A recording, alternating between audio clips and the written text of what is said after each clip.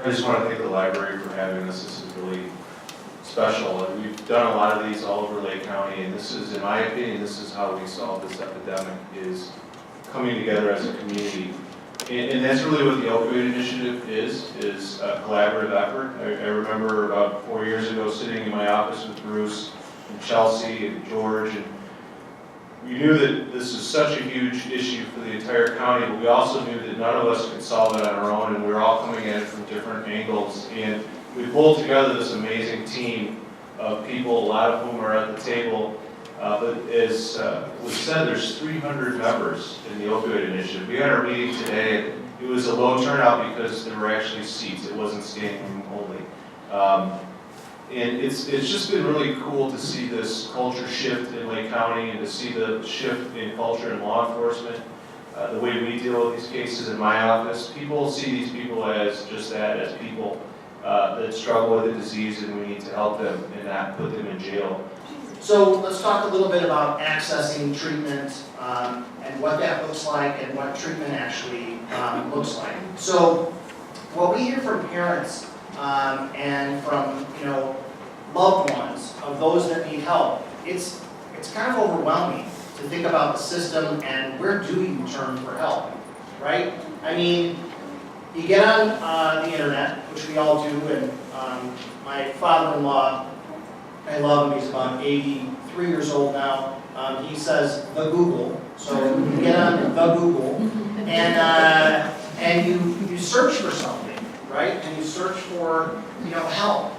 And like anything you look up on the internet, you get bombarded with lots of information, lots of potentially promises, and it just becomes this issue where it literally can be overwhelming to someone.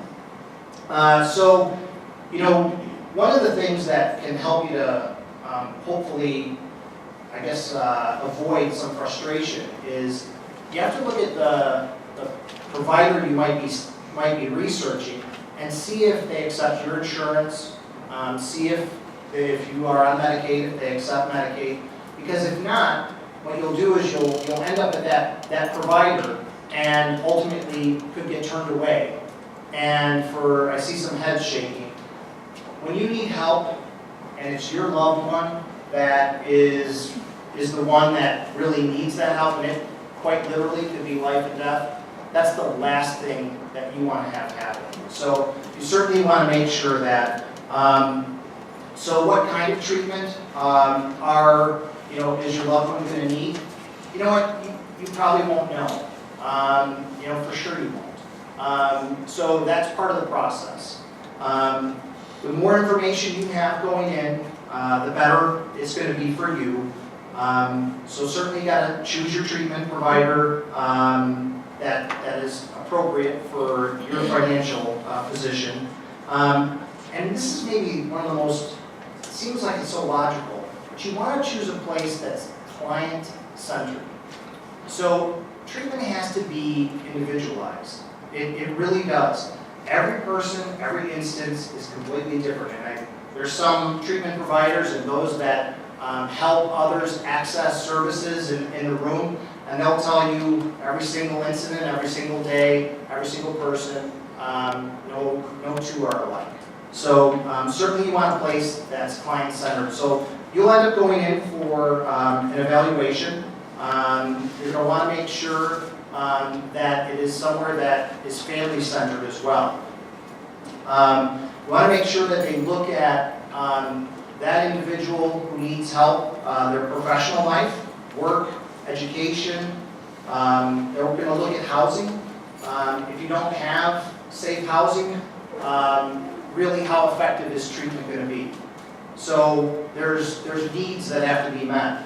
Is there criminal justice involvement? So we often see that sometimes those that need treatment end up in our criminal justice system. And I'll just relate from a Nicasa standpoint, we see about 5,000 to 6,000 treatment claims a year throughout the county. That seems like a fairly large number. Many of those are court involved. So there have been issues, but something in this case has led them into the criminal justice system, And, you know, I'll say this to the chief, not just because it's here in front of all of you, I would say it to him any day of the week. Oftentimes, law enforcement and the fact that they're criminal justice involved saves their lives. I've heard it time and time again. And we have a wonderful drug court, mental health court, and veterans court in Lake County. And, you know, when our clients graduate from those courts, the police chiefs actually come from the departments where those individuals were arrested. And we hear it time and time again.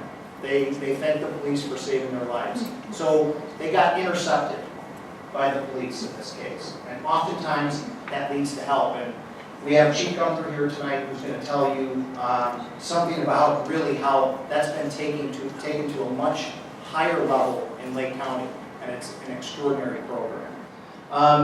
So we certainly want to make sure that if there's co-occurring disorders, so we want to look at mental health issues as well. So that's something that when you're looking to access treatment and find a place that's appropriate, we want to make sure that they have the resources and ability to screen for that as well.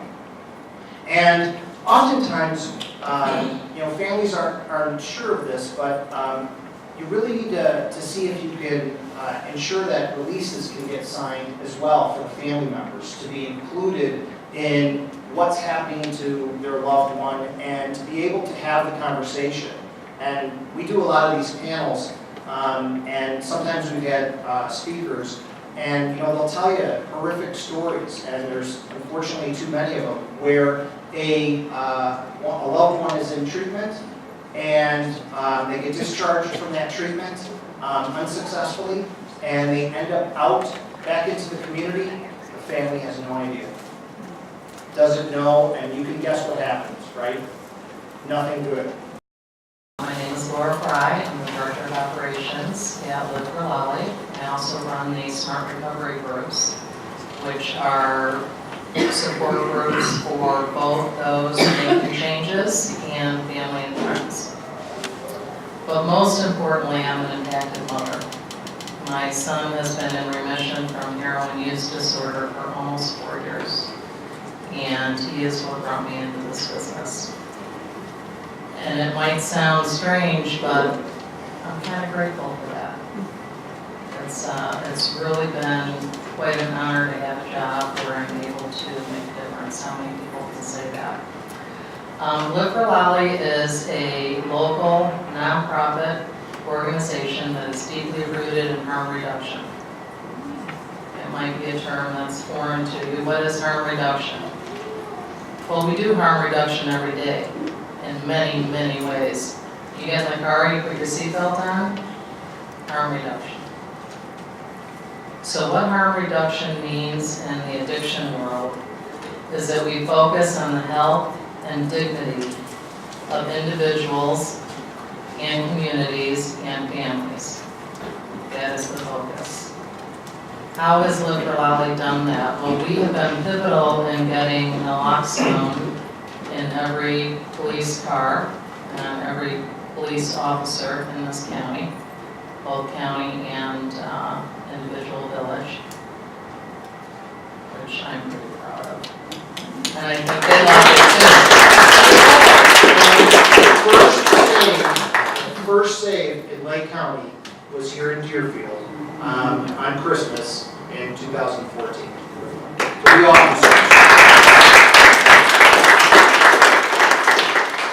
And since the police officers started carrying that, there have been 107 saves.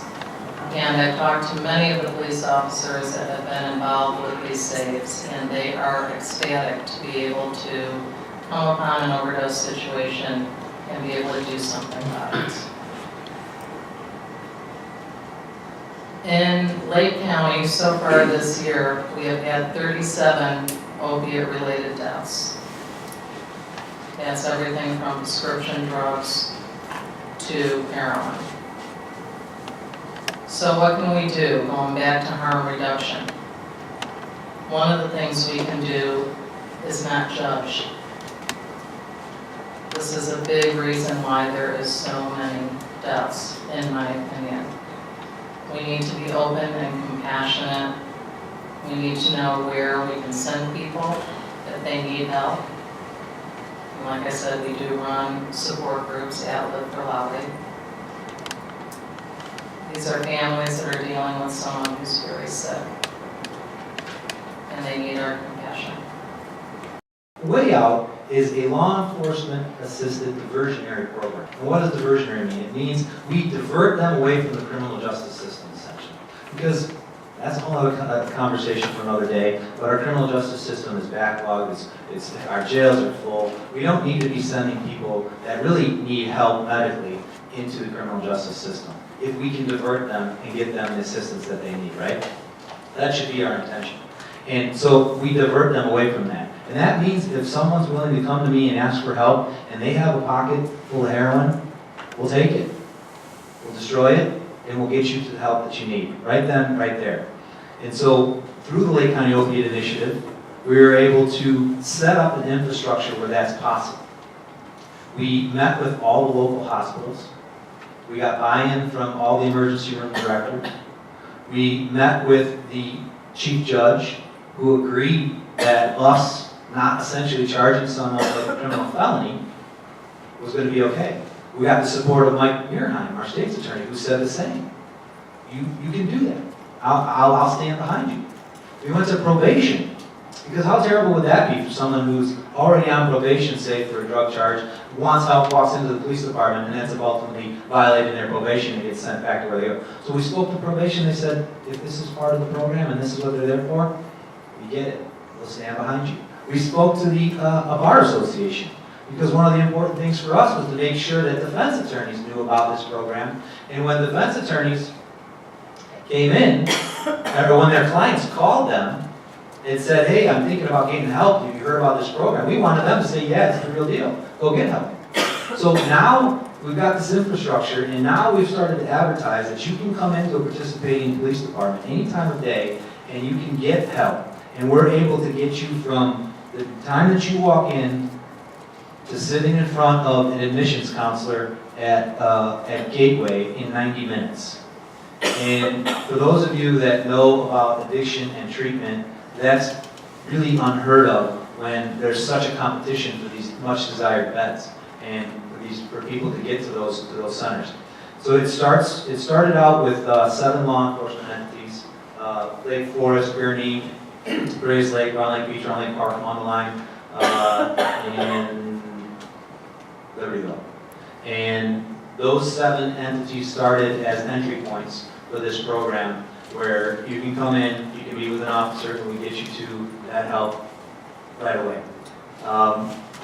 We started June 1st, and this is a pilot program.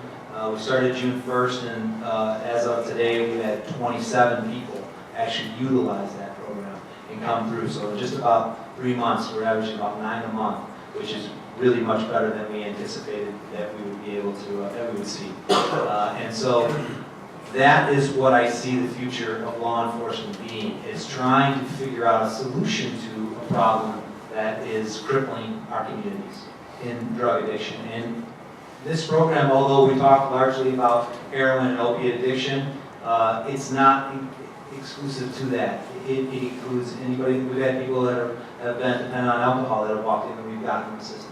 Methamphetamine, we've gotten them the assistance. So it doesn't matter. The program's open for anybody that's looking for help and wants help. That is where I see law enforcement's role changing and becoming as years move on. That's what people expect. That's what I think that the people in the community expect of their law enforcement. And that's what we should be doing.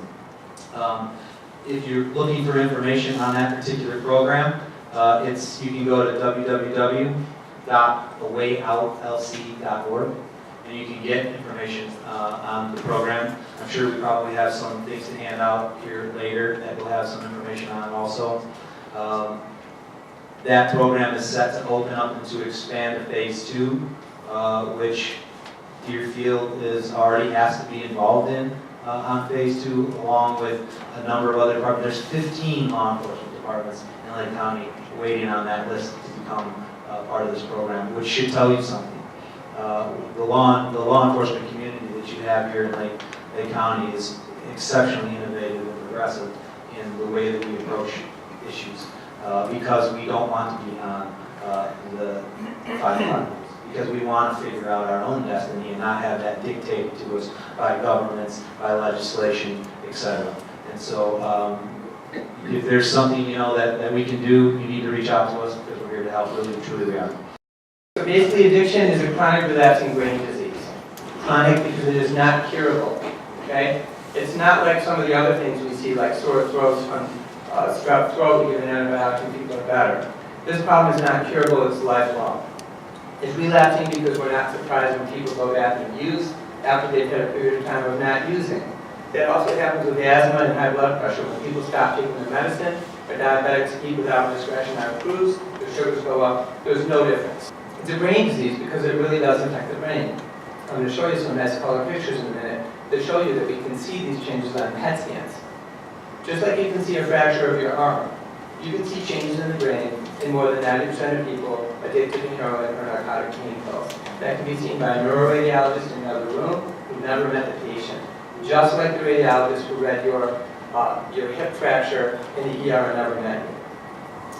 So this chronic relapsing brain disease has been around since before recorded history. People have been growing the poppy plant since before recorded history, and they've been using it and manipulating it all the way until now, and that's probably not going to change.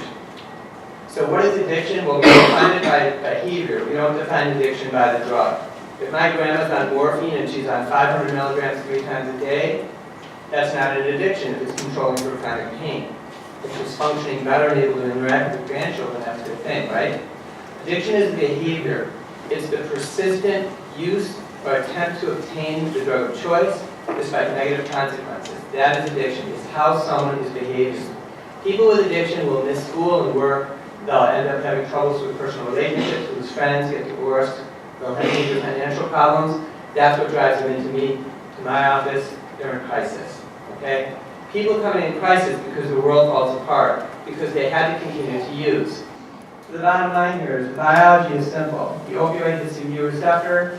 That causes dopamine release. That causes us to feel nasally great.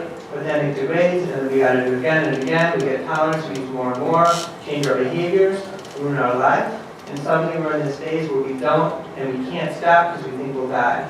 And that is behavior addiction. The treatment is psychosocial support, proper counseling, group or individual or both, and also medication-assisted treatment, which is the only evidence-based way to go.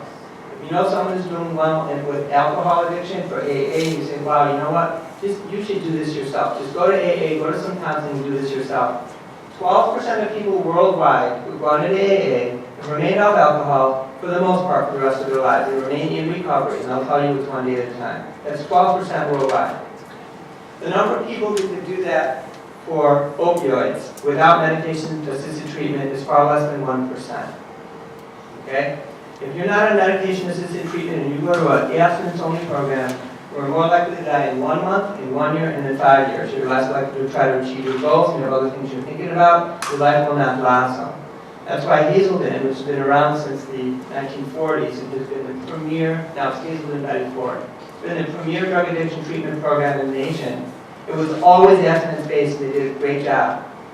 But they just announced 3 years ago, for the first time ever since the 1940s, they can no longer, in good conscience, use abstinence-only treatment for opioids, because they know more people will die unless they actually get medication-assisted treatment. Now Hazelden wants to be the leader in Suboxone, and they have 12 CE set you can get to learn how to do it. They did that in 6 months so they could get to the front of the class, right? The federal government has said that if you're a drug court and you don't allow people to still be on Suboxone or methadone, and you tell them that they're not fulfilling the obligations of the court, then you lose all your federal funding. So now all the courts that used to do all different things are all saying you can stay on these medications. So I recommend all of you go, if you have loved ones or anyone you know who has this problem, go to these websites, call Bruce, call Laura. They'll do great case management for you. They'll help you find places that are actually reputable, do a combination of all of what we're talking about today. And the goal here is to be in long-term recovery, which means you're striving for other things. You're not thinking about that drug of choice anymore. You're choosing other goals in life, whatever those are. And even if you have a slip or a relapse once in a while, I promise you, if you're in my office, I will not judge you. My first words will be, I'm not judging you. I'm just seeing something in your urine that's not supposed to be there. What are we going to do to change course, to tighten things up, to make sure that we're going to help prevent this from happening again. And that's what doctors need to be doing, not what I did before 2008, which was to say, I caught you doctor shopping. I can tell what you're doing. I'm not putting my DEA lessons on the line for you. I'm taking you out and forcing people into the shadows, which is why we got here. So training doctors and the public, helping educational systems like LEAD is doing so children understand what's going on. If there's a family history, it's a huge issue. Family history of bipolar, depression, anxiety, suicide, someone being in psychotic break, those are all risks. Anybody who's had a family member addicted to opioids or alcohol, absolutely at high risk. They need to be educated before they start up the line and go from one drug to the next, ending up with the ones that are the most deadly. I started doing the meetings, and once I started doing meetings, then with drug court, it got a little easier with drug court because, drug court's not that bad. I mean, yeah, you gotta go 3 days a week, you gotta go see your probation officer, you gotta live in Lake County, you gotta be in by a curfew, you get drug tested 3 times a week. Oh yeah, and you go in front of a judge every week. But, if you're not doing anything wrong, then it's not that bad, and I was in an intro to counseling class or intro to social work class, and my professor had said that there's this thing called the Lake County Opioid Initiative, and they're doing this thing, and I believe it was in Deerfield or Monroe. It was the first forum you guys did, and I was like, oh, yeah, that sounds like fun. And she says, well, anybody who goes and brings back something to prove that you went there, I'll give 10 extra credit points to. And I was like, all right, I'm on it. I did a handstand and walked down the hallway for 10 extra credit points. So I ended up going, and that's where I met my friend Mike, that's where I met Bruce, that's where I met the people that started the Opioid Initiative. Chelsea. I mean, these people, when I went there, nobody was judging, and nobody had like a bad attitude about addicts, because they realize that addiction is a disease, and there's no way around it. Like doctor said, it's a chronic relapsing brain disease in which one exhibits extreme drug-seeking behavior despite negative consequences. And that's the one part about it that I always try to talk to people when I sponsor them, is the negative consequences part. People know full well they're going to get in trouble if they do something, but the disease is so strong, they're going to do it anyways. So I went to the Opioid Initiative, and I liked what I heard. I started talking to people, and they went to the next meeting they had, and at that time I want to say there was probably maybe 25, maybe 50 people tops involved in the opioid initiative. I think we got well over 300 now. And I became friends with Mike Nerheim. This is my buddy. He's the Lake County State's attorney, and I'm the guy who's been arrested a dozen times. And this is Chief Guenther. He's the chief of police, and that's my friend. We do the Way Out program together.